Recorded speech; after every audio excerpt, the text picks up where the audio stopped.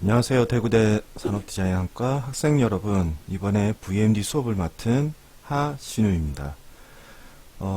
제가 앞 수업에서도 언급했지만 특수한 사정으로 이렇게 온라인으로 동영상 강의를 진행하게 되었습니다. 여러분들은 이미 유튜브나 많은 동영상 강의에 경험이 많고 익숙하셨겠지만은 저나 혹은 다른 교수님들의 강의가 조금 여러분들의 기준에 미흡하게 느껴지실 수도 있습니다. 저 같은 경우는 고칠 수 없는 사투리나 이렇게 음성이 안으로 들어가는 목소리거든요. 그래서 여러분들이 이런 동영상 강의를 조금 힘들어하실 수도 있으니까 여러분들이 수업에 대해서 충분히 만족하시지 못할 수도 있습니다. 그래서 뭐 저희의 내용이 전달이 안 될 수도 있으니까 충분히 서로 양해를 바라고, 부족한 점이나 질문 사항이 있으시면 언제든지 질문 창과 그다음에 개인적인 뭐 카카오톡이나 연락을 통해서 질문을 하시면서 수업을 원활하게 진행을 했으면 좋겠습니다.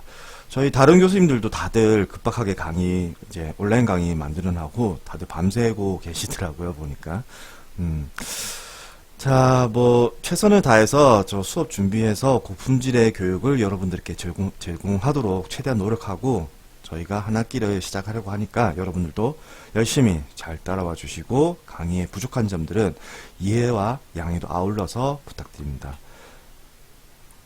자, 오늘 저희 첫 번째 수업이 어떻게 진행이 되는지에 대해서 오리엔테이션과 수업 방향성에 대한 것들을 이미지를 가지고 제가 여러분들께 강의를 조금 빠르게 좀 진행을 할게요. 그렇게 길지 않으니까 주의 깊게 잘 듣고 그 내용에 따라서 여러분들이 첫 번째 과제부터 해서 이제 아마 한 2, 3주 정도는 진행을 해 주셔야 될 것 같아요. 자,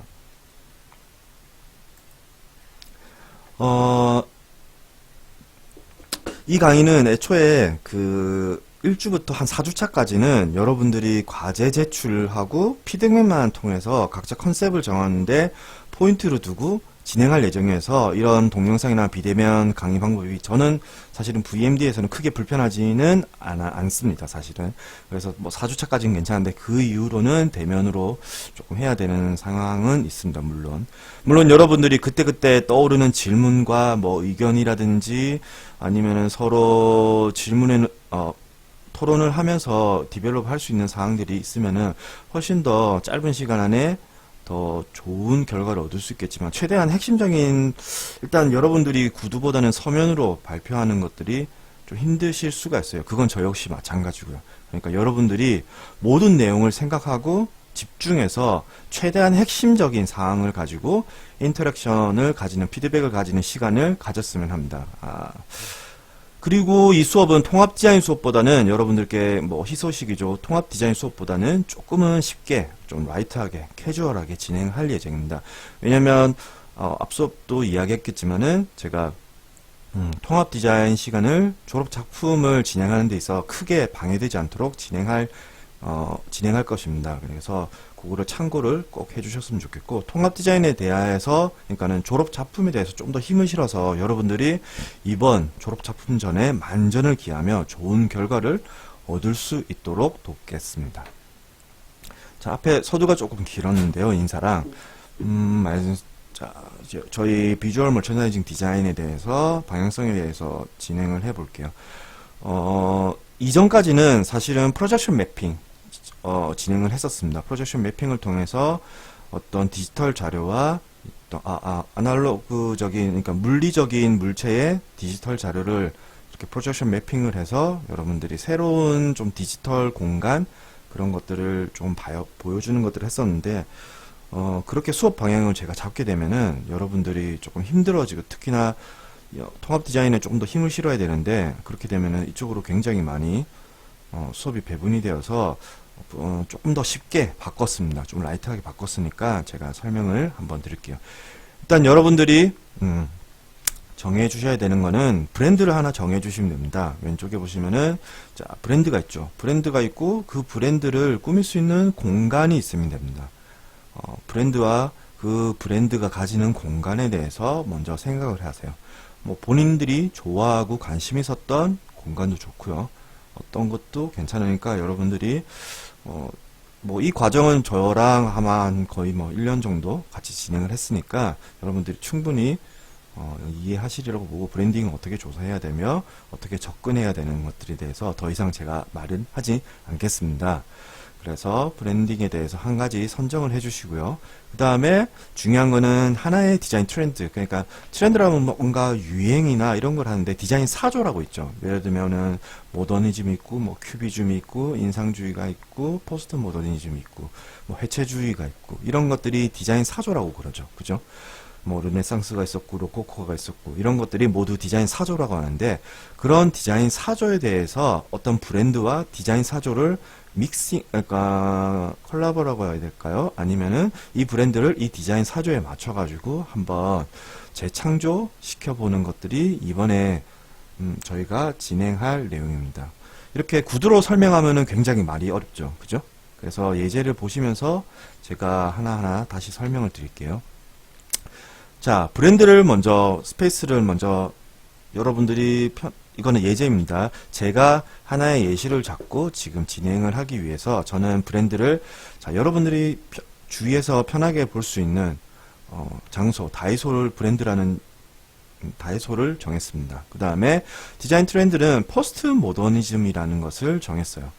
제가 개인적으로 좋아했던 작품들이나 이런 것들이 포스트 모더니즘에 굉장히 많이 집중되어 있기 때문에 저는 이쪽에 관심이 많았고, 그래서 저는 좋아하는 트렌드가, 제가 좋아하는 디자인 사조는 포스트 모더니즘이기 때문에 제가 이 두 가지를 믹싱 콜라보레이션을 진행을 해서 결과를 도출해 내려고 합니다. 자, 근데 여기 포스트 모더니즘 이라고 하면은 여러분들이 생각을 하게 되고, 이 포스트 모더니즘이 뭔지에 대해서 여러분들이 아마 지금 수업을 시작을 하면은 포스트 모더니즘에 대해서 이렇게 이론적인 바탕들 있죠. 자, 포스트 모더니즘이 뭔지, 이거는 포스트 모더니즘이 뭐고 블라블라블라블라블라에 대해서 어떤 이론이 어떻고 이렇게 찾아서 들어가는데, 자, 리서치 이렇게 하지 않습니다. 자, 이렇게 하지 마시고 자, 브랜드를 정하실 때는 저희가 한번 했기 때문에 본인들이 좋아하는 브랜드나 이 브랜드의 가치라든지 철학이라든지 아니면 마케팅적으로 이런 쪽으로 아마 조금 디벨롭이 부족한 상황인데 본인들은 이쪽으로 전략을 짜서 했으면 좋겠다는 브랜드를 선정하시면 되니까 요거에 대해서는 충분한 이해가 있을 거라고 생각합니다. 근데 이 디자인 트렌드에 대해서는 여러분들이 어떻게 생각해 주시면 좋으냐면은, 자, 뭐 간단하게는 여러분들이 입으시는 옷 스타일, 나는 어떠한 스타일을 좋아하는지, 미니멀한 거를 좋아하는지, 아니면 맥시멀리즘을 좋아하는지, 그죠? 좀 화려한 거를 좋아하는지, 심플한 걸 좋아하는지, 그렇죠? 그래서 아니면 그림을 하나 보더라도 추상화가 좋은지, 아니면 굉장히 모더니즘이 좋은지, 그런 것들에 대해서 일단은 뭔가 자기가 좋아하는 것들에 대해서 한번, 그게 소품이든 공간이든 그게 의류가 되었든 음식이 되었든 어떠한 것들이 좋은지, 클래식이, 음악도 클래식이 좋은지 어떤 것이 좋은지, 그 음악이나 이런 것들도 모든 트렌드나 이런 거에 반영이 되어서 영감을 받아서, 흔히 파인아트에서 영감을 받아서 저희가 디자인이 흘러나온다고 그러죠. 그러면 여러분들이 지금 디자인에 대한 여러분들이 좋아하는 디자인 트렌드는 뭔지, 나는 어떤 브랜드의 이런 공간을 굉장히 좋아하는데 이 브랜드는 어떤 디자인 트렌드일까, 이거를 생각을 하시면서 한번 본인이 좋아하는 디자인 트렌드, 그러니까 디자인 사조를 한번 다시 거꾸로, 그러니까 자기가 좋아하는 공간, 사물, 소품, 그 다음에 무드 등을 가지고 디자인 사조를 추출해내길 바랍니다. 자, 그래서 저 같은 경우는 공간을 다이소로 잡았고요. 다이소에서, 자, 포스트 모더니즘에서도 굉장히 범위가 넓습니다. 일반적인 포스트 모더니즘을 잡아서 여러분들이 진행을 하시려고 하면 이게 굉장히 길어져요. 굉장히 길어지고, 이 내용이, 저는 포스트 모더니즘이 좋았던 이유는 멤피스 디자인 그룹이라고 있습니다. 멤피스 디자인은 이태리에서 발생하였고요. 어떤 이런 포스트 모더니즘을 중심으로 하는 디자인 그룹이에요. 레이블이었고, 이제는 어떤 레이블이었는데 이제는 하나의 디자인 포스트니즘을 대표하는 사조가 되었죠. 그래서 여러분들이 어떤 모더니즘이든 포스트 모더니즘을 잡을 때 그런 뭐 중요한 아티스트도 좋고요. 맨피스 디자인. 그러니까 어떤 공간, 대표적인 공간이나 하나의 아티스트도 좋고 어떤 공간도 좋고요. 이거를 역으로 추적해서 난 이런 공간이 굉장히 마음에 들었는데 이 디자인은 도대체 어떠한 사조들인가? 이미 요즘은 구글이나 뭐 네이버에서도 되죠. 그러니까는 뭐 삼성 거 사용하시는 분들은 빅스비에서도 아마 되는 걸로 저는 알고 있습니다. 그래서 이미지를 추출해서 이거는 어떤 이미지에 어떤 것들이 어떤 사조인지를 역으로 추적해서 찾아서 들어가실 수가 있을 겁니다. 그래서 본인들이 좋아하시는 디자인을 아마 역류해서 찾으시고 그 역으로 찾아 들어가신 디자인 사조에서 가장 대표적인 나는 이 디자인 사조에서 이런 아티스트, 이런 철학자, 이런 뭐 건축가, 아니면 이런 상업적 마케팅을 했던 사람, 아니면은 이런 저희가 뭐 다이슨, 기술적인 다이슨이라든지 아니면은 스티븐 잡스도 좋고요. 이런 분들이 종합적으로 경영자도 좋습니다. 그래서 어떤 식으로 구성이 되는지에 대해서 한번 찾아보시면 좋을 것 같아요. 자, 이렇게 여러분들이 뭐 다 맨피스, 저 같은 경우는 이제 맨피스 디자인에 대해서 뭐 브랜딩은 다이소에 대해서 정했지만 공간이나 브랜드에 대해서도 물론 진행을 해야 되겠지만은 그 부분은 저희가 지금 제가 출석 부를 봤는데 대부분의 학생이 저랑 뭐 앞전에 수업을 대부분 진행을 했던 친구들이어서 브랜딩 조사 방법에 대해서는 조금 미루고 뒤쪽에 있는 맨피스 디자인 부분, 그러니까 디자인 패턴을 어떻게 파악하고 그림을 어떻게 도출해내고 이런 것들에 대해서 한번 같이 보면서 연구를 해봅시다. 자, 먼저 다이소와 맨피스 디자인에 대해서 다이소 공간의 맨피스에 대한 디자인을 저희가 한번 적용해보고자 이렇게 디자인을 진행을 하게 됐습니다. 자, 맨피스 디자인 방법은 이거는 사실은 종합적인 건데 뒤쪽에 나오면 좋은데 제가 먼저 한번 정리를 했습니다. 자, 강렬한 컬러의 조합입니다. 첫 번째는 채도와 명도가 높고 물론 파스텔 톤도 있습니다. 그 다음에 색의 대비나 이런 면적의 대비를 굉장히 강하게 해서 배치를 시키는 게 특징적인 거 첫 번째 특징이고요. 두 번째는 형태를 굉장히 단순합니다. 이런 기초 조형이나 굉장히 기초한 솔리드 폼을 이용해서 뭐 직선과 그 다음에 단순한 곡선, 이런 컬베이션의 조합만으로도 엣지와 커브의 조합만으로도 단순화시켜서 형태를 굉장히 모던하게 단순화시킵니다. 이건 포스트 모더니즘이라는 것 자체가 모더니즘에서 흘러나왔기 때문에 형태를 단순화하는 것들을 기반으로 두고 있습니다. 자, 그리고 좀 키치적으로 접근하죠. 키치적인 게 뭐죠? 좀 가볍고 위트 있게 재미있게. 예술이라는 게 모더니즘이라는 게 너무 어려웠습니다. 그래서 이 친구들은 조금 더 재미있고 조금 더 자연스럽게 이렇게 키치적이고 위트 있게 해석을 해서 진행을 했었습니다. 자, 맨피스 디자인의 대표작을 한번 보시죠. 지금 맨피스 디자인의 대표작을 이렇게, 이거는 무슨 오리 모양인가? 형태가 잘 안 보이실 수도 있는데 이 형태는 조명입니다. 테이블 조명이고요. 현재 가로는 제가 한번 이베이에 검색을 해봤더니 600 얼마에 팔고 있더라고요. 자, 의자 같은 경우도 굉장히 고가에서 팔고 있습니다. 맨피스 디자인 그룹이 직접 디자인한 제품들입니다. 자, 제가 이 작품들을 앞으로 한 4, 50장이 되는 이미지들을 보여주면서 설명을 할 텐데 보시면서 계속 기억해 주셔야 되는 건 이 세 가지를 한번 보세요. 자, 강렬한 컬러의 조합, 형태의 단순화, 키치적인 접근이 되었는지, 이 포스터도 있고 제품도 있고 공간도 있습니다. 이 세 가지가 모두가 적용이 됐는지를 꼭 세 가지를 한번 적어 보세요. A4지에 적어 놓고 이거를 보시면서 나머지 뒤쪽에 있는 예시 그림들을 통일성이 되는지를 한번 보시면 좋을 것 같아요. 자, 이런 소파 형태들, 왼쪽에는 소파의 형태고요. 오른쪽에는 책꽂이의 형태입니다. 이 두 형태도 굉장히 유명한 작품이고 좋은 소재, 그러니까 흔히 포스트 모더니즘을 영감을 받는 제품에서 굉장히 많이 쓰여지는 레퍼런스로 쓰여진 이미지입니다. 자, 이런 사이드 테이블이나 이 두 개 다 사이드 테이블이거든요. 이 제품들 역시 제가 굉장히 가지고 싶은 제품인데요. 사실은 포스트 모더니즘의 강렬한 색상, 그 다음에 면적인 대비, 소재, 요즘은 소재까지도 강렬하게 대비를 해서 목재와 그런 스틸을 섞는다든지 아니면 색감까지 섞어서 이렇게 디자인을 하는 경우도 있었습니다. 자, 이 조명은 어때요? 조명도 굉장히 단순한 형태죠. 기초적인 형태와 대신에 색깔과 면의 대비를 통해서 아트적으로 굉장히 뽑아냈습니다.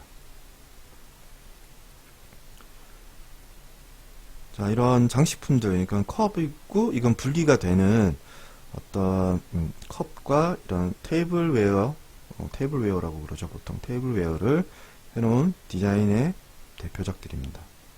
보시면 색감과 면적 이런 것들을 형태 이런 것들을 잘 봐주시기 바랍니다. 자, 제품뿐만 아니라 이렇게 공간까지 이렇게 공간에까지 여러분들이 한번 해석을 해보세요. 이렇게 기초적인 형태가 보여지고 처음 기본적인 형태, 그 다음에 원색의 색깔 배치, 그 다음에 단순한 형태의 대비라든지 이런 것들이 보이는지 공간에서 한번 봐주셨으면 좋겠습니다. 자, 이 공간도 역시 마찬가지고요. 레드닷에서 상을 받았던 공간인데 원론적으로 따지면 포스트 모더니즘에서 체로키라는 국내 회사에서 만들어진 공간이었는데요. 이런 것도 포스트 모더니즘에서 흘러나왔다고 볼 수가 있는 거죠. 자, 이런 컨셉적인 공간 역시 여러분들이 결론적으로 저희한테 제안할 공간들은 아마 이런 공간들이 되겠죠. 만약에 다이소와 멤피스 포스트 모더니즘의 공간이 된다면은 이 정도의 공간을 한번 표현해 줬으면 좋겠습니다. 이건 컨셉으로 나온 제품입니다. 그러니까 공간입니다. 자, 이런 실제적인 실제 존재하는 카페나 라운지 같은 경우도 호텔 라운지인데 이런 경우도 포스트 모더니즘이 적용이 되어서 굉장히 키치적인 아트 상징적인 것들이 들어가게 되고 제가 아까 이야기한 세 가지 요소가 다 포함이 되어 있는지를 한번 천천히 한번 보시면 좋을 것 같아요. 자, 이런 공간들